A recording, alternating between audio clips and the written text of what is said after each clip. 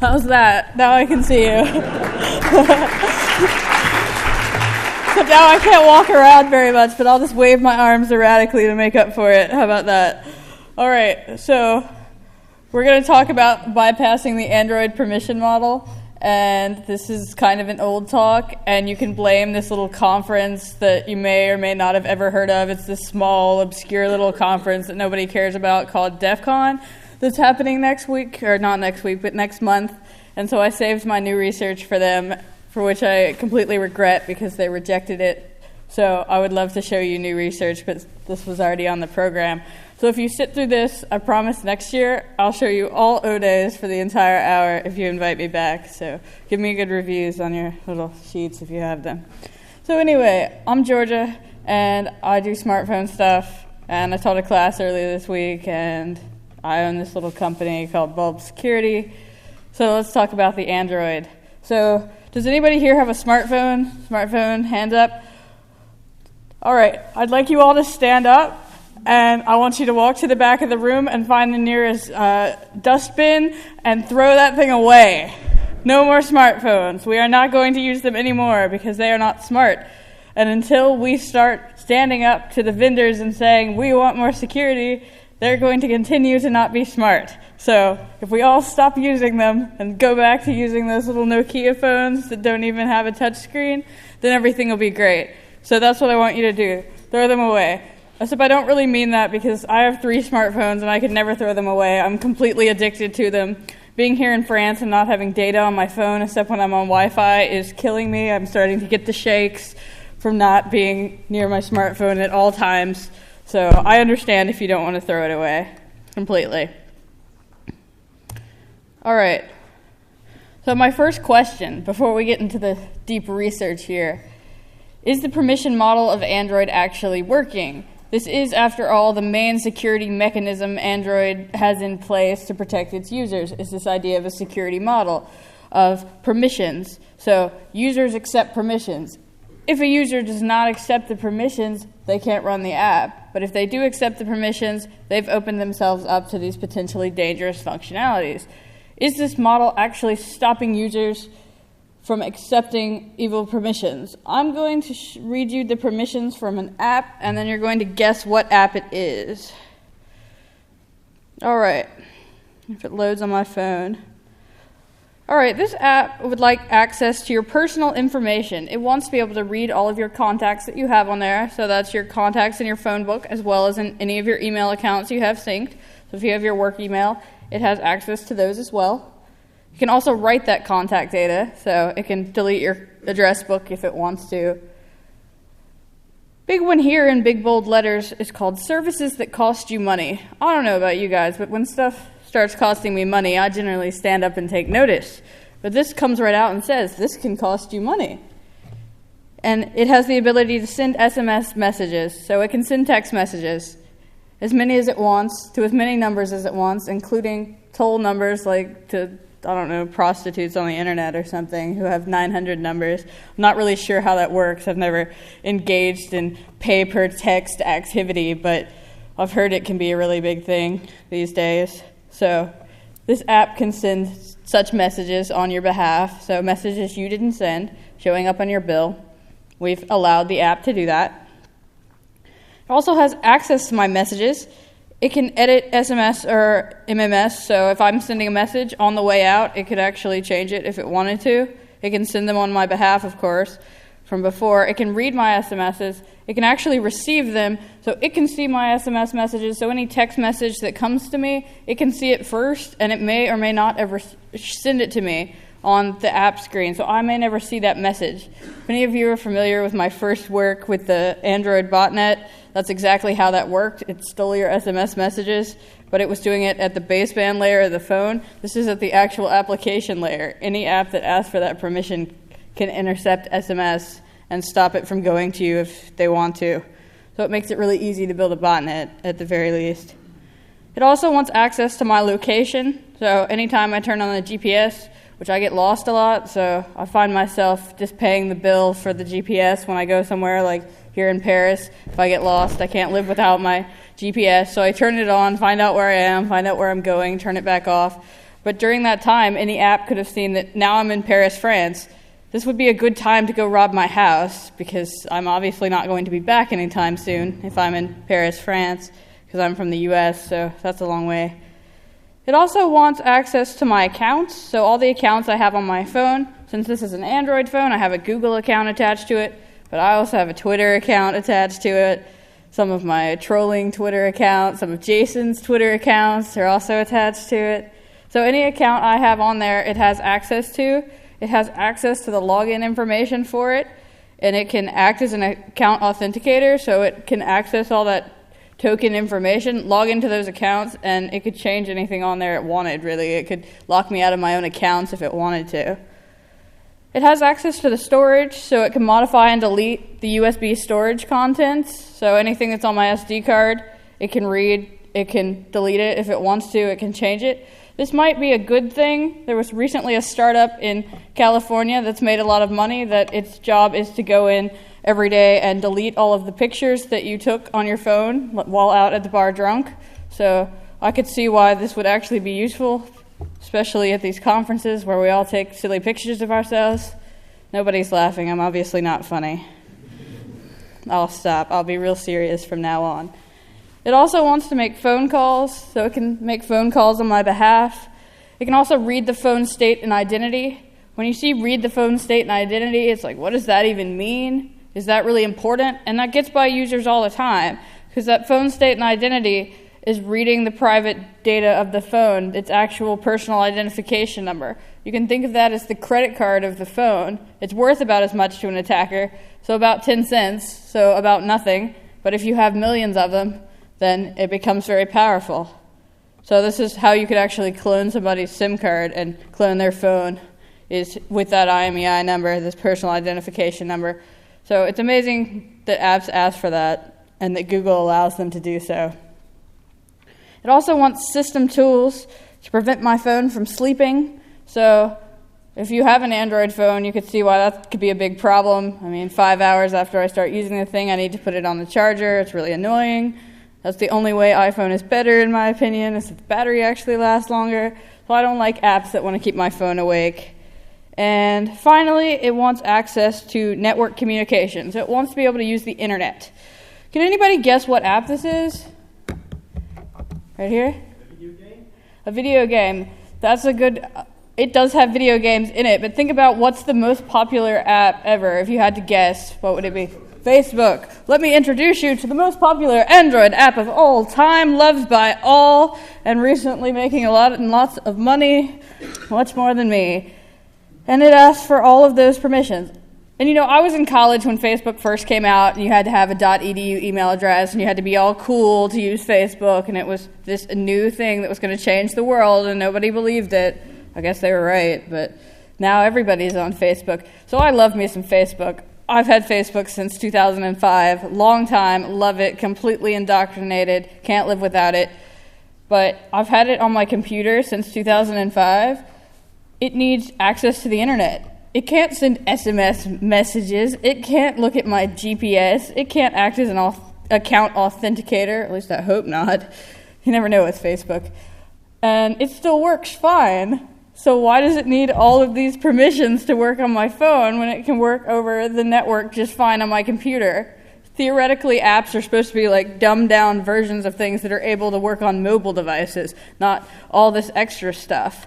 So I always pick on Facebook. I have to say that I've read all of the source code of Facebook, more on that later, and I will say that they're not doing anything particularly evil.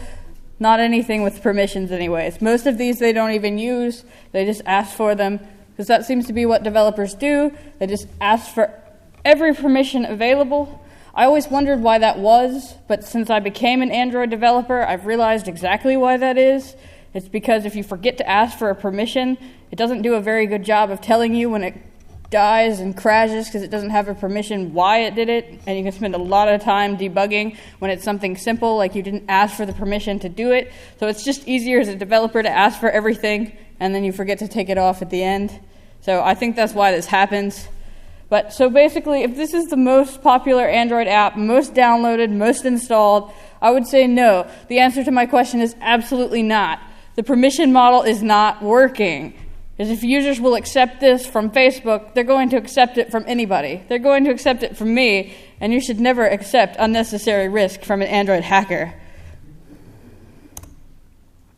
So before we continue, I want to spend like a little minute talking about Bouncer, which is the newest and greatest thing in terms of Android App Store security. I guess it's called Google Play now. They changed the name of their store. But they now have something that supposedly, and to some extent does, try and catch malware in the Android store. However, catching malware is really hard. This is a problem that has never been solved. Have we seen antivirus lately? Does it catch everything? Of course not. And neither does this. But its job is when you submit something to the Android store, what it actually does is it runs some dynamic and static analysis on it, but it's completely bypassable. A recent talk at SummerCon in New York went through all of this. Charlie Miller and John Oberheide, the Android hackers who have been banned from every marketplace imaginable. They are not even allowed. Charlie Miller's wife couldn't sign up for the Android store. That's how bad it is. They do so many evil things, but they were able to bypass it very easily. You can tell that you're running in Bouncer. You could just do VM awareness the same way malware does on a PC. If you're running in a VM, don't do it. So detect you're in Bouncer and then don't do anything evil. Also, it only runs it for 5 minutes. So don't do anything evil for 6 minutes and you'll get past Bouncer. And it isn't going to flag something just based on your permissions. I submitted something to Bouncer that asked for every single permission but didn't actually do anything evil. It went right through. So based on the permission model, that's not going to get you caught by Bouncer. You're still going to get through. If you submit something like DroidDream, then yes, you may get caught. I did send just as proof of concept exploit, but it was a known exploit, and it did catch it, as well it should, because Lookout and other antivirus programs should. So it needs to be at least that good, or else it would just be embarrassing. So Bouncer is not very mature yet. You should not be afraid of Bouncer. I know that the malware writers are not, so that doesn't really change our story here, despite the fact that it came out after I wrote this stuff. All right, so naturally I got to thinking about apps after I looked at Facebook, and I was like, really, what's going on here with all these app permissions? So my natural reaction as a hacker was, I'm going to write my own malicious Android app to, one, see how long it takes me to do this. I'm not a very good Java programmer. I had to do it in grad school. I nearly failed out. I'm not really good at it. I'm much more of a Python, maybe C kind of girl. So Java, not so much. So given that I'm not good at Java, I've never written an Android app before, how hard would it be for me to pick this up? So how hard would it be for a beginning malware writer to write it? And what about the changes in Android? And given the Android permission model, would it be hard for me to do malicious things with these permissions that Facebook asked for? Are there controls in place to stop me from doing blatantly malicious things with these permissions? Or once I have the ability to send SMS, can I send any SMS I want as maliciously and blatantly as possible? So those were my questions. So let's see what I came up with. Evil app. That's a good name for a video. Sadly, Bouncer doesn't catch evilapp.apk either. You'd think they'd read the title. All right, so what I have here is my Android phone. I have a little pointer for that. My Android phone and my iPhone. And I have an app called Hello Android. And these are the permissions it asks for. It wants to read my contact data. So it wants to be able to read my contacts, send SMSs, and read that phone state and identity, so the IMEI number. So it says, it puts up a screen here. It could do anything. It could be a game. It could be nothing. It says, hi, Android, I'm an evil app. These are all the evil things I just did to you. Have a good day, basically. So it stole your contacts. It stole your IMEI. If I go to my sent messages, I see no sent messages. So as far as the user knows, no SMS message was even sent.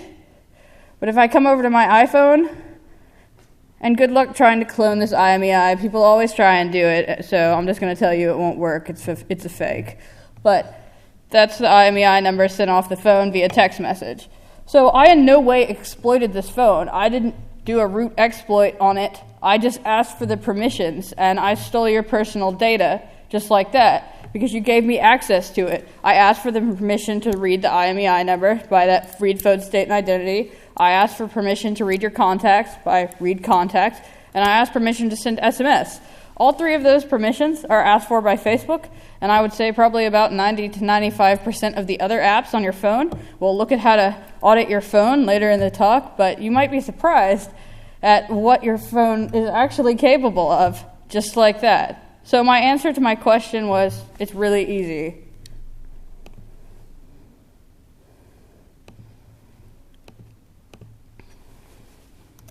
All right.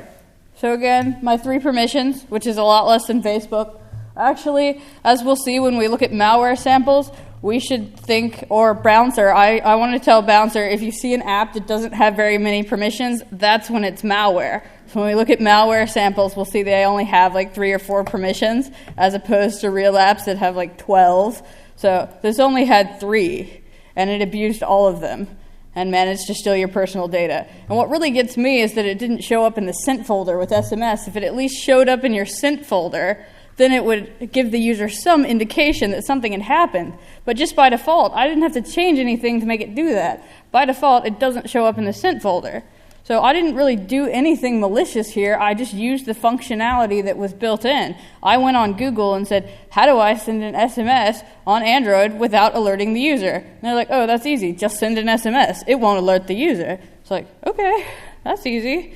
So, yeah, the answer is very, very simple.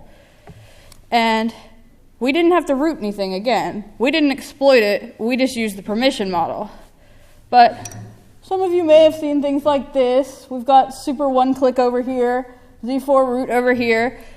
As a side note, these are not malicious programs. Both of these programs have been posting their source code on the internet since the beginning. You can audit all of it. You can see what they're doing. They do exactly what they say they're going to do. They exploit your phone, and then they install super user, and then they go away. They don't run any malicious payloads of their own. They don't call back to a command and control server. They're not out there to hurt you, which is good, because a lot of the rooting programs we're going to look at actually do. And this is where we really get the users, because everybody wants to root their phone. It's cool and awesome to have control of your devices. As well you should. If you pay all this money for the device, you should be able to use it as a toaster if you want to. And you should certainly be able to tether off of it. I don't know if you guys have this problem here, but in the United States, all of the carriers, they don't want to let you run your computer through the internet connection of your phone without paying more money, and I think that's ridiculous. So everybody has to root their phone in order to do so for free. So everybody's rooting their phone because hotel internet is expensive. If you've been to this hotel, I'm sure you've noticed this. €9 a day? Really? God. So yeah. You want to use your phone internet connection, and you want it to be free, so you root your phone with one of these programs out here. The problem is your average end user doesn't really know how to do research on what are the right programs for me to use. If I go to superoneclick.com, what if I end up at super one click with a 0 in it and get something that looks an awful lot like super one click? Since the source code is available, I can just download it, repackage super one click. But then after it does the rooting, installs super user, and gives the user exactly what they want, root permissions, so they can tether, and they don't have to deal with internet fascists anymore, then it does something else malicious in the background. It steals your information, like I just showed, or it calls back to a command and control server and becomes part of the botnet. Again, all completely oblivious to the user here. The user won't see this happening. They make it so easy for that. So there's not really anything to stop anybody from putting out a root. One example of a malicious root that you may have heard of, this was in the news a lot. It was not the first malware outbreak for Android, but it was the first that showed up in the official Android marketplace, which we all know is so secure, because before they had Bouncer back then, there wasn't really anything. You could upload any malicious thing you wanted. And before this even came out, before DroidDream happened, like almost a year before DroidDream happened, some researchers did a talk and said, you know, we can upload anything we want to the Android market. We can have it run new code. We can have it call home and get new code at any time, make your phone part of a botnet, and make it really easy to do this. But nobody listened and said that would never happen. Nobody's ever going to do that in real life. So then DroidDream happened, and people finally started to wise up. Not that anything's changed, really. You can still put malware in the Android market. You just can't run any malicious activity for 5 minutes. So, are we moving in the right direction? Yes. Have we gotten there? Certainly not. So DroidDream just looked normal. This is bowling time. There were about 15 variants. Some of them included adult websites. So I used the bowling time one that's just a game. Maybe I should use the adult website one, who knows. But so you could either play a game, find a date, various other things, depending on your variant of DroidDream. These just look like normal apps, because in fact they were normal apps. Basically, the people who wrote DroidDream reversed a bunch of apps that were on the market and rebuilt them with something malicious in them. Of course, if you run DroidDream now, if you download one of these variants from a malware site for analysis, any of your antiviruses, like Lookout here, will immediately say, "This is DroidDream. You should not run this. Uninstall, please." As well it should, but it's also a 2-year-old piece of malware, so I certainly hope so. So, as I said, I've been telling Google this for ages, and they don't believe me. They just laugh at me. But you can tell when an app is malicious based on the permissions. DroidDream only asks for 4. That's not normal for an application. They always want about 12 to 15. So you can really tell when somebody's malicious. I'm completely kidding, but it's kind of true. This does seem to be the case. So DroidDream asked for the ability to use the internet, so it needed to check in for its command and control server when it first installed. So it wanted to be able to use the internet. It wanted that read phone state, so that's to read the IMEI number. It actually checked in using the IMEI number, which a lot of apps do, which is why they all ask for it, and it's a really bad practice. I mean, if you were signing up for a website and you knew for a fact that they were using your credit card number as the unique identifier on you, that when you logged in, it had that in the session, would you think that was a good idea? No, you'd think that's a terrible idea. But that's exactly what a lot of app developers do, and Google does nothing about it. They're like, what's the only unique way to identify the phone? Oh, the IMEI number is always unique. We'll just use that. That's terrible. They shouldn't do that. It's like using the credit card. But DroidDream did that, but of course, no one thought anything of it because all the apps are doing that, really. I can't sit on this thing anymore. It's making my knees hurt too much. I'll just kind of stand to the side here so you can see me. It also wanted to be able to change the Wi-Fi state and access the Wi-Fi state, and those 2 permissions were just so it could run one of the exploits. One of the exploits that it tried to run needed to toggle on and off the wireless in order to make the shell hit, so that's why it had those. So really, not a pretty scary-looking permission model here comparatively to, say, Facebook. You'd think, this can't really hurt me very much. It can send my IMEI over the internet, but they're all doing that anyways, so that's not really scary. And it can turn on the Wi-Fi. So, worst comes to worst here, it makes my phone actually cheaper because it's attaching to Wi-Fi randomly. So I guess if you had a malicious access point. But still, comparatively to that stuff we saw with Facebook, this looks pretty benign. So, this is what the user sees. DroidDream, it works normally. I can play bowling with this all day long and nothing will seem remotely wrong to me. It will work perfectly. Because it actually has the source code of the original app in it. What it does is actually launch the original app when it starts, but then it launches malicious stuff in the background. So it launches the original app and then launches all the nasty stuff in the background at the same time. So it basically has 2 threads. So this one is completely unaffected. So you'll never notice anything wrong here. It runs normally. But all this nonsense going on in the background, you'll never see that either.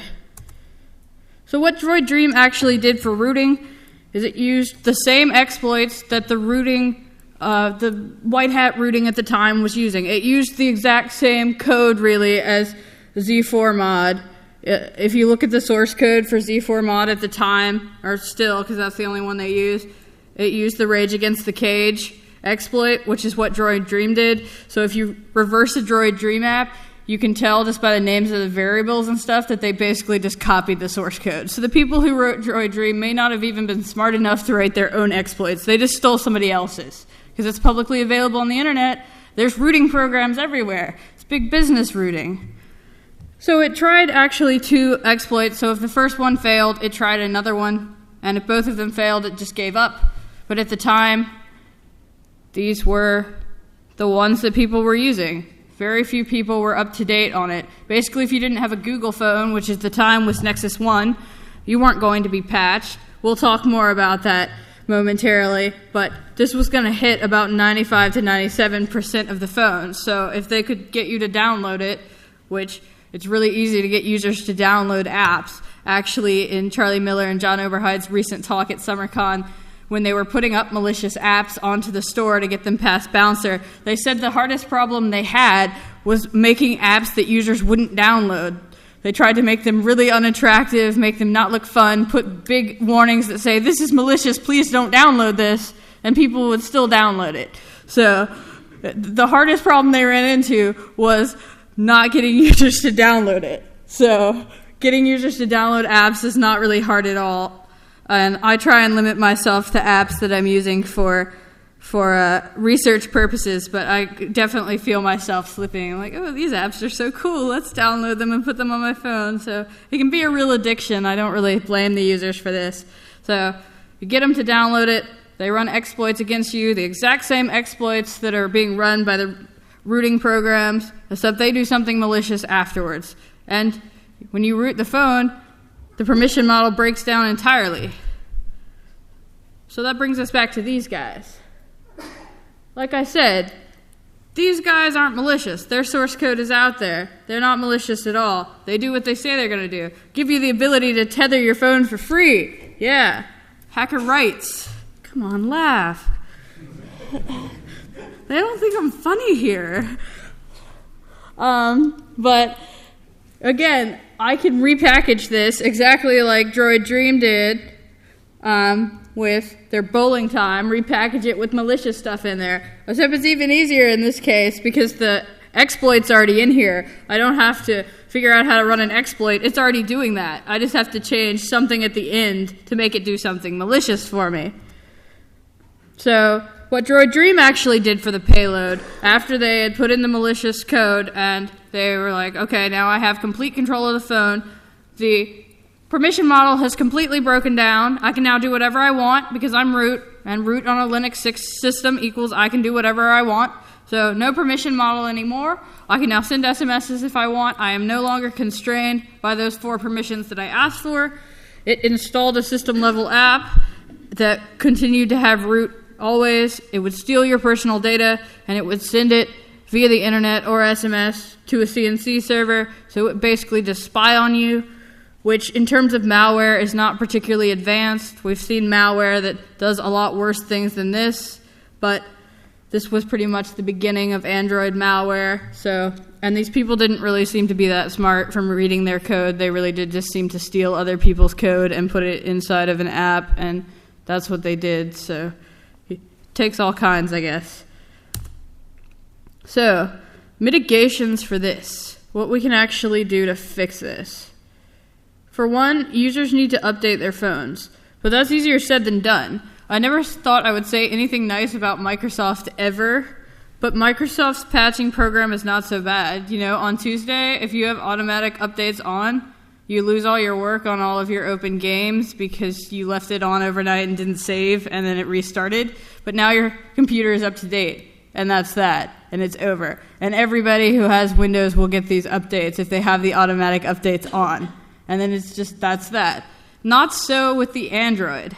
If you have a phone that's put out directly by Google, so you're me and a few other people, so if you have Nexus 1, Nexus S, and that new one, whatever it's called. I only have the Nexus 1. I'm not cool enough. I wish Google would send me free phones, really. I do so much for their security program, but instead of sending us free phones, they just throw us out of their developer program for life. So no free phones, alas. So users need to update their phones. That's easy. We can make users update them, right? Wrong, we can't, because the actual updates are not available for every phone. After Google puts out the new patched firmware, everybody who makes an Android, so all of your other carriers, all of your other makers, so like Samsung and everybody else, they all have to port that patch to their platform, make sure it works with all their default install apps, make sure everything's good, put their tweaks on it, and then maybe if they get around to it or they feel like it at some point, maybe send it out to the users. My mom's friend wanted his phone rooted one day, and I thought, oh, this is going to be hard, I'm going to have to download the really new up-to-date stuff, and it may not work, because, rooting phones gets harder every time. So I got the phone, and it's Android 2.1, and I'm like, are you serious? His carrier had just never pushed it out to him in all this time. It's not like he had automatic updates turned off. I mean, Google has always been the best one in terms of pushing out updates over the air, right? Whereas it used to be you had to plug in the iPhone into the computer to get the update. Same way with the BlackBerry. They're both over the air now. But originally, Android was ahead of the game because it just came over the air to you. You didn't have to do anything as a user. It just said, please install this. But this guy had never gotten past Android 2.1. His carrier just didn't push it out to him. And I was originally hacking the G1s when they first came out, the first Android that was so cool you could run Linux on it. It was an epiphany. But I still have them, and they never pushed out anything past Android 1.6. So any of the exploits after that still work on these phones. So it took me 2 minutes to root this guy's phone. And it would do the same thing for any malware off there. If that guy downloaded DroidDream now, 2 years later, and didn't have antivirus, it would still work. He's vulnerable to an O-Day for life because his phone manufacturer isn't updating his phone. And that sucks, because we can tell users to update their phones as much as we want, and they may or may not. User awareness and getting users to patch is hard. We're all subject to it. Java's or Flash players please update me right now, and I'm like, no, I'll do it later. I have to work now. And I'm a security person, so what can we expect of the end user? But in this case, they don't even have a chance. So, you got to push out your updates, third-party platforms. You got to support the old phones, because they have this idea that if they don't push out the new ones, then people will upgrade. But it doesn't work that way. Upgrades are expensive. So far we've talked about this guy, little evil, malicious Android in the background, who's out there to do malicious harm to you and steal your data and run up your phone bill and otherwise harm you in any way imaginable. But now we're going to switch gears and talk about this guy. Your average developer has heard these stories about people who put apps up on the Android market, sell them for $1. They get millions and millions of downloads, and then they get to retire to a Caribbean island, and they don't have to work in IT anymore, helping their end users get on the internet and access Facebook every day at work. So this is your average guy, and he may or may not know a lot about secure development. And even if he does, Android's a little bit different. Even if you're excellent at stopping SQL injection, you've written some really great web applications that have no SQL injection, and you've taken my class, so you know all about buffer overflow exploits, and you can stop them from happening. So even if you're used to the regular secure coding, as we're going to look at now, there's a whole new set of issues here with Android that even if you're a great secure developer, if you just don't think about it, you could fall victim to and allow evil guy to steal your permissions. So we're actually going to look at evil guys with no permissions that steal permissions not by rooting the phone and making the permission model break down, but by stealing them from our nice little apps here that, we just want to make a buck here. I can get that, It's hard working in IT. So first off, our first issue is with Android storage. What you might have noticed, as I never said, it wants to be able to read items on the SD card. We never asked for that permission because any application on the phone already has that permission. There was recently a no permission app that came out, and it's like, oh no, not another no permission app. Somebody rooted the phone and then showed they could do a shell. But these people were really cool because instead of stealing permissions and such, like being like me and wanting to be all cool, they actually looked at all the things you can access without asking for permission. So there's actually a fair amount of data that isn't considered like a potentially harmful activity. You have to ask the user for things that could potentially harm them. So it's not like Google doesn't know that people are using these things maliciously. But if they don't think it can harm you in any way, the app doesn't have to ask for their permission. So reading from the SD card is not considered potentially malicious. So reading all the data that's stored on the SD card, that's okay. So in your normal Android storage, by default, it's if I made the file, I'm the only one that can access it. Every application has a different user ID. It's only readable, writable, executable to me, the person who made it. Other applications cannot access my data, and that's good.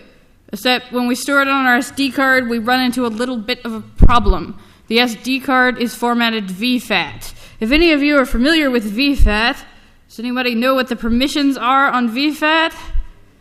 World readable. Everybody can see everything. So no matter what you store there, if I can find the file name of it, and I can go through it, I know how to do ls, so, I can read anything that you store there. You might be surprised at some of the stuff that apps actually store on the SD card. Password files are not a good thing to put here. That's not good at all, especially if you don't encrypt them. Just saying. So naturally, having found all this nonsense running around on the SD card, I thought that I'll see if I can exploit this. So that's what I do. I see something and I'm like, okay, I'm going to write something to exploit it. So I don't just talk theory. I actually build it and see how hard it is for someone out there. And once again, I found out it was not very hard. So I have my two phones again, my Android and my iPhone. Pointing them out for you in case you can't tell the difference. So I'm going to show you two apps here. So I'm going to have an app that stores things on the SD card that are potentially sensitive, and then one that steals it. So I go to my settings on my phone, and if I go to apps, you may not know this, if you look at the apps section in your settings, you can see all of the permissions your apps ask for. You think once you install it, you never see it again. But if we look at bad file save, it has the ability to write things to the SD card. We do have to ask for that, and to read that IMEI number with the read phone state and identity. So you might can see where I'm going with this. I'm going to read that number and store it on the SD card, which is bad practice. You should not do things like that, because then once it's written to the SD card, any other app can access it, whether or not they have the ability to read the IMEI. So without the ability to read the IMEI, which this does not have, it should not be able to read it, and it certainly should not be able to use its SMS functionality to send it somewhere else. But since we've stored it on the SD card, we can now access it easily. So let's do that. If I get around to it. It's a problem with videos. Who knows what I'm saying in the background right now?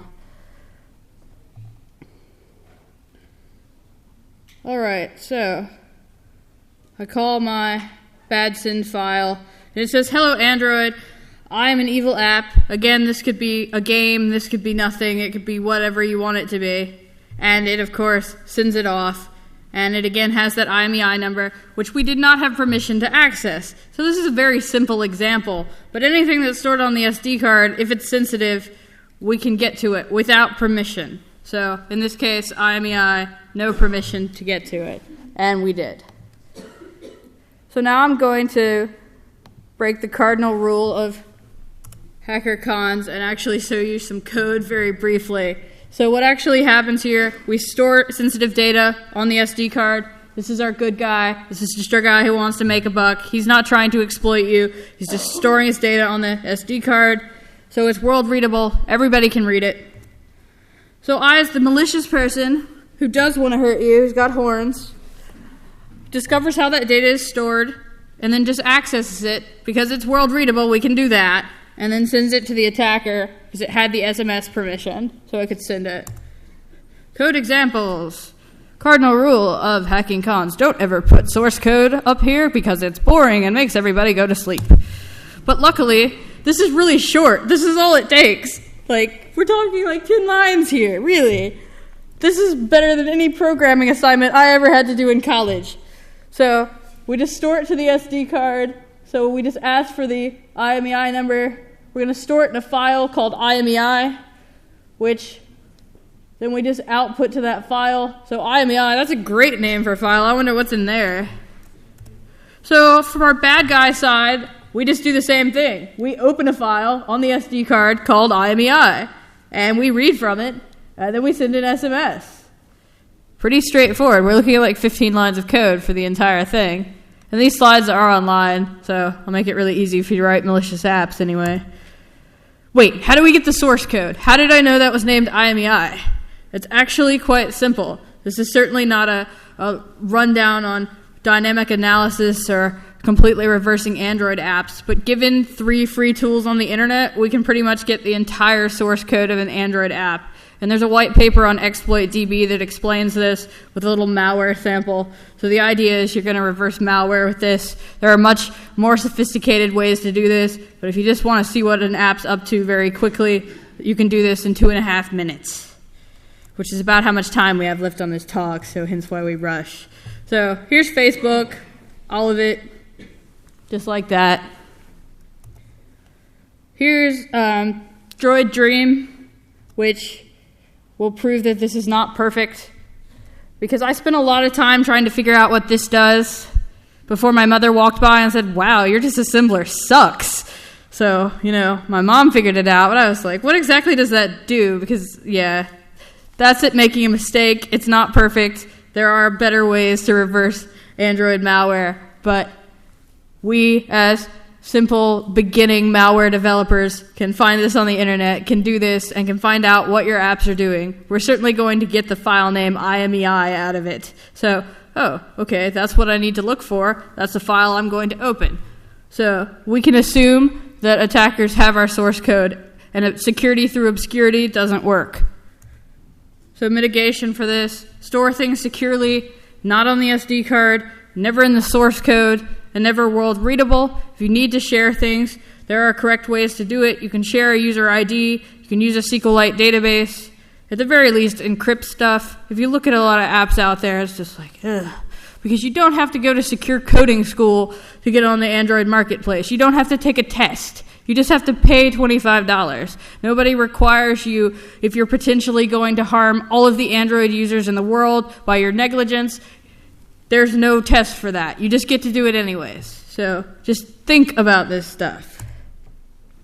And then the grandfather of them all, the scariest thing I've ever seen in Android open interfaces. If any of you have actually done any Android coding, it's just a little different than anything else. There's this thing called an intent, which is basically a message that's sent between different components and different applications, and it can put data on it. So you're basically sending a file between stuff just really easily. So you can send data everywhere, and then you can call everybody else's interfaces. So you've got services that don't even have a GUI, so you can call something and it just runs in the background, which sounds like malware to me. And then there's, the ones that do have the GUIs, the activities. So we're talking about a whole new structure here. So again, you put up something that does analysis on Java code to try and find flaws. If it's not written for Android, this stuff is going to completely get by it. You can't put this in Fortify and expect it to do anything. So the great thing about this is that it makes it really easy for beginning developers like me, like a lot of the people writing these apps, to write really cool apps really quickly with very little learning curve. For instance, the example that Google uses is, if I want to use the camera, I don't have to learn how to access the camera to take a picture for my app. I don't have to call the camera and make it take the picture. All I have to do is call the camera app that's already on the phone, tell it, please return the picture to me when the user takes it, and then that's that. So that's by calling another interface. I call the interface of the camera app, and it takes the picture for me. So this is really cool and makes it awesome for developers and for users. If you play with Twitter or anything and you take a picture on the Android, it gives you the option, do I want to upload it to Twitter, to Facebook, anything else? That's another example. It's just sending it to the interface of the other application and telling it what to do. The question is, what else can I send to those interfaces? What can I force these apps to do for me? So naturally I thought, well, I'll try. Evil app. No bad interface. There we go. So I have my 2 phones again. Again, Google should send me some new ones, or at very least some pink cases so they look more attractive. But I've got my Android here, and I'm going to look at 2 applications. after my camera finally focuses the picture. So I go back to apps, and I have SMS broadcast receiver, which is not a broadcast receiver. As we'll see, it's actually an activity because it has a UI, but it could be a broadcast receiver, and it wants to be able to send SMSs. So it's part of a game. It wants to send your scores over SMS so you can be famous for having high scores. This is normal for games. We also have this thing called SMS intent, which has no permissions whatsoever. So it certainly should not be sending SMS messages. No permissions. So I actually call SMS intent. Notice I did not call SMS broadcast receiver. I called SMS intent.